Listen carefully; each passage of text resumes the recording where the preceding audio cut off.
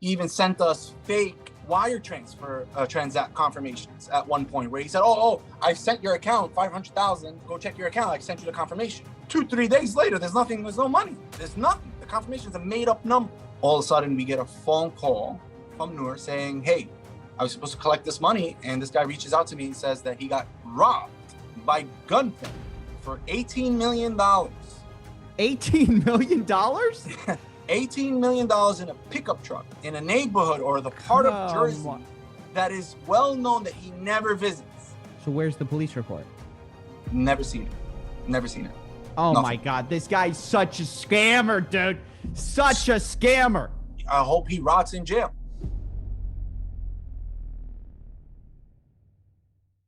Ladies and gentlemen, welcome to 221C Baker Street. I am your host, CoffeeZilla, the internet detective, and today we are making our last in a long playlist of videos on Jay Mazini. Hopefully the last. Hopefully no more victims come crawling out of the woodwork. It's ridiculous how many people that this man has allegedly scammed. Now, as a quick reminder, the amount of money we're talking about today, I know we get lost in the is it 10,000 or is it $1 million? We're talking about the biggest loss of anyone I have ever personally covered on my channel, okay? Back in the day, it used to feel like $5,000 was a lot of money to lose, and it still is a lot of money to lose to most people. But the numbers we're talking about today, we're talking about $3.5 million allegedly lost or defrauded by Jay Mazini. The person we are talking to is one of the members of Halal Capital, one of the investors who has not received his money, has not received his interest, has been chasing this guy down, trying to find him. And I am stunned, absolutely stunned that this scam is still going on, that still people are trying to get their money back. It's absolutely horrifying. And once again, this is for awareness. But remember, there are always two sides to every story. Jay Mazini has currently decided to be completely silent. His Twitter account has been deleted now. So thankfully, he's not running the Bitcoin scam as much anymore. I don't know if he'll continue to do that on his Instagram. But my point is that, look, he might have things to say. What we do know for sure is that Jay Mazini has victims everywhere who are talking about the fact, their experiences with him, and overwhelmingly it's, he scammed me with a clothing thing. He scammed me with a Bitcoin scheme. He scammed me with an investment thing. So that's the overarching through line with all of this. But I present to you guys today the biggest loss ever on CoffeeZilla, $3.5 million. I hope these people get their money back. I hope the proper authorities get involved. But without further ado, here's the $3.5 million Jay Mazini fraud allegation interview.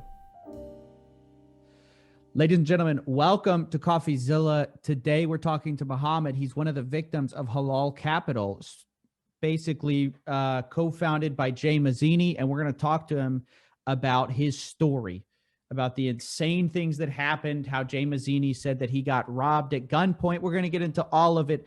First, I think everyone wants to know, how did all of this get started? And maybe I should start with, how much did you invest with Halal Capital? So, Bismillah, wa salatu wa salam ala Rasulullah. I'd like to start with the name of God, the Almighty Allah. It didn't happen right away. The amount wasn't accumulated one hand, one shot, basically. It was in the course of, I'm going to say 5-6 months, when they approached us back in November. But I'm going to say by end of May, the principal amount reached about 3.5 million. That's massive. Yeah. And right now you have not been paid back your money. Not the principal, not earnings, anything. No. Oh, the principal, just the amount you put in. Excuse me. Yeah, just the principal's approximately 3.5 million. Yes. Muhammad, how did this get started? And you work in an auto shop, right? Is that right? Yeah, well, the family owns and runs a repair shop / body shop. And we also sell cars. Basically, we have a dealership out in various locations in Brooklyn, New York. So, my dad's been around here since the 70s. We're well known in the community. We're well established as far as businessmen, and we're well known and whatnot. That's awesome. And how did you run across the Halal Capital? So initially, it started with a community member Nur Rabah, who was well known in the community, Yeah. a gentleman for the most part. I mean, up until nothing really bad to say about the guy, other than the fact that he's a funeral director, and we actually you can find videos out there that probably show you me helping out at the funeral and whatnot. Back in November, he approached us with this business venture, saying that he just collaborated with this individual named Jay Mazini. Now, up until then, all I knew of Jay Mazini or Igbara was he's a Instagram celebrity, and he gives to the poor. He uses religious speech to acquire that. I mean, to get in that face and what in that matter. And that's pretty much it. And we know that he accumulated his wealth with stocks and an academy that he was well known for. So we said, okay, it's fine. That's all we know of him. Are you sure that this is the type of business venture that you want to get into? He goes, yes, I've even tried it with my own money. And he showed us proof of how much he invested and what the return he was getting. We started small, about 75 grand, and slowly reached up until the 3.5 that I mentioned. Can I ask you, how much was he promising in terms of returns? What are we talking about here in terms of, like, what are you expecting on your money? Initially in November, it started around 22% per year. Well, that was a three month flip, what they called it, the 3-month flip. And slowly it became a monthly return of anywhere from 10 to 15%. Oh yeah, that's a huge scam. There's no way Jay Mazini is. Listen, we didn't know any better. I was young. I mean, I'm young, and I didn't know any better, honestly. But we've always had a cash business that we basically saw product, we sold product, we sold a service, and we accumulated money that way. We were oblivious to this type of business that required us to just drop money and return and get a return on a monthly basis. It was just a whole new concept for us. We didn't know any better. Of course. And also, you probably didn't think that this guy, using religion to come and make friends would be lying to you and would have any reason to lie to you. In fact, it probably makes you trust him more. Oh, absolutely. And he utilized this particular person, Nur Rabah, to do that very thing. Okay, to basically, you're well known in the community. When he approached them sometime in 2019, you're well established, and to up until this point, we believe that Nur is a victim as well. There are faults on everybody, but not to the incriminating factor of being a scammer or a thief. Yeah. So tell me about, so you meet this guy, you start dropping money and you start to see returns. I mean, have you gotten these returns back, or is it like, hey, keep putting money in? It was all paper trail.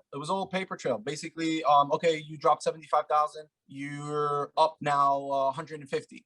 Okay, beautiful. I'd like to put more. Okay, put more and drop the principal that you initially put with the earnings.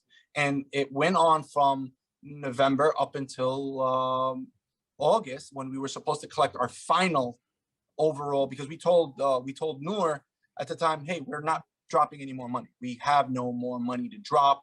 This is the final thing that we can drop. We'd like our principal. We'd like to actually see our money and be able to hold our money. And he said, given you're entitled to this, that's absolutely true. You guys haven't seen your money for months now. That's an according request. So August 8th, we were supposed to collect. He tells Noor that there's a delay. A few weeks go by, we accept the excuse. All of a sudden, we get a phone call from Noor saying, hey, I was supposed to collect this money, and this guy reaches out to me and says that he got robbed by gunpoint for $18 million. $18 million? $18 million in a pickup truck in a neighborhood or the part of Jersey that is well known that he never visits. Wait. Back up. Because, okay, so in the lawsuit that's been filed in the state of New York, there is talk about a robbery, but no one ever gives figures. So he was claiming that he got robbed for 18, and I don't mean to laugh. I'm laughing at the absurdity of what his story. he got robbed for $18 million. That's what his claim is. Yes, That's what he wants you said guys that to he got believe. robbed for 18 million. That's not only it. He goes, it could be more because it was 9 to 10 duffel bags, and that he didn't have enough time to count the money that was in the duffel bag. He just threw it in the pickup truck. Permit me to ask the obvious. Why was he carrying around $18 million in a pickup truck? We asked the very same question. He goes, that was a norm for him because he dealt in numerous or big purchase orders of electronics. Okay. Obvious total fabrication, total lie. Of course, this did not happen. But and so he's using this excuse for what? Now, does he say I filed a police report or? So we asked for the police report. He says because that they were cash dealings that he refused to make a police report, but there was a police report because the car got impounded, supposedly. So where's the police report? Never seen it. Never seen it. Oh Nothing. my God, this guy's such a scammer, dude. Such a scammer. So then we push sometime around August 25th or somewhere. We pushed for a sit down with his father. We reached out to his father. We told him, listen, this is unacceptable. Your son is making these allegations. We need to come for a sit down. 2 days go by after constantly pressuring them. They finally get us to come to sit down at a family friend's house, not even at his house. They're not even man enough to bring us into their own houses. We have to go see a family friend. I go there with me and Noor and 2 other individuals. We're greeted by 3 bodyguards for a simple sit down, for something that we're coming to collect our rights, basically. So we pushed it off. We said, you know what? He's supposedly saying he got robbed. He finally feels on edge. It's fine, right. Whatever. We go in. Yeah, we go in, supposedly. We go in and we explain the situation, what's going on. He explains to us basically he got robbed, gunpoint, blah, blah, blah, blah, blah. And he's just happy that he's alive. Money doesn't make a man, man makes money. And I'll be willing to pay you guys this back. We go, wait a minute, how are you going to pay this money back? And how long is it going to take? $18 million. Yeah, that's a lot. He goes, $18 million is nothing for me. He shrugs his shoulders. He goes, I have a clothing company and a trading company that's worth $8 million. I make that on a yearly basis. I've been doing it for the past 6-7 years. I can make it like this. And we said, okay, what's the payment plan? How long are you going to take to? He goes, roughly, if I had to guess, about 8 months, you'll have all your money back. Is he this arrogant, this confident? Oh yeah, no, he's a knucklehead. He's a knucklehead. I mean, I don't know what it is. I don't know how he refused every other sit down after another 2 sit downs that I had with him. He's not good with confrontation. He's just a cyber warrior. That's all he is. That's all he's good at. We reached out to his father after that because we wanted another sit down to see when we were getting paid. We were getting, pushed around constantly, never getting, given dates. He even sent us fake wire transfer transact confirmations at one point where he said, oh, I've sent your account 500,000. Go check your account. I sent you the confirmation. 2-3 days later, there's nothing. There's no money. There's nothing. The confirmation is a made up number. Can I tell you, would you believe it? I've been hearing this story from every single one of the people, is that there are false things getting sent. He's saying they're going to get sent. They're not sent. Now, if you fake a wire transfer, is that wire fraud? I mean, well, we've been reaching out to ADAs and the district attorney and whatnot, and he's looking into that. I mean, there's things that I really can't mention now. You don't have to talk about it. Yeah. But just to go a little further into the topic, at one point, the dad and the family were protecting him. They were saying, hey, our son is not the thief, it's Noor. It's like, okay, that's very simple because now from August up until October, we're going to pay you back. You just got to wait. Right. We have this Legacy Castle thing going on in September. He had this like convention done where he had these rappers come in, Fabulous and Ludacris.